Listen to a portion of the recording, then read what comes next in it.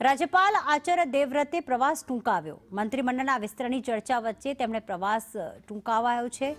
રાજ્યપાલ આચાર્ય દેવવ્રત રાત્રે ગુજરાત પરત ફરશે। રાજ્ય સરકારનો વિકાસ સપ્તાહ કાર્યક્રમ આજે પૂર્ણ થયો અને આજે તમામ મંત્રીઓએ સચિવાલય આવવાનું ટાળ્યું હતું। મંત્રીમંડળ વિસ્તરણની તારીખ અંગે કોઈ સ્પષ્ટતા નહીં। હિરેન અમારી સાથે જોડાઈ ગયા છે। હિરેન, પહેલા જે શક્યતા હતી કે 16 તારીખે તેઓ પરત ફરશે હરિયાણાથી અને 17 તારીખે આ અંગે ચર્ચા થઈ શકે છે, પણ હવે તેમનો પ્રવાસ ટૂંકાવવામાં આવ્યો છે, તો લાગી રહ્યું છે કે 17 તારીખ પહેલા એટલે કે આવતીકાલે જ તેની જાહેરાત થઈ શકે। કેન્દ્ર એટલે કે ભાજપ હાઈકમાન્ડ તરફથી આ અંગેની કોઈ સીધી સૂચના ગુજરાત સરકાર અને સંગઠનને હજી સુધી આપવામાં નથી આવી।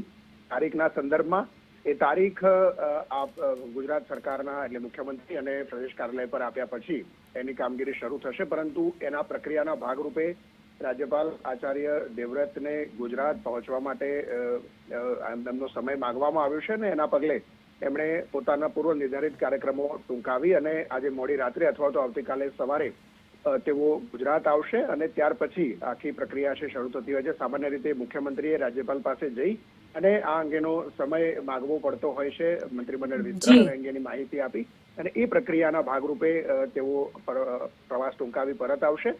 તારીખના સંદર્ભમાં કેન્દ્રીય નેતૃત્વ સૂચના આધારે આગામી 3 દિવસમાં કોઈ પણ એક દિવસે આ વિસ્તરણ કરવામાં આવશે। આભાર તમામ વિગતો વચ્ચે।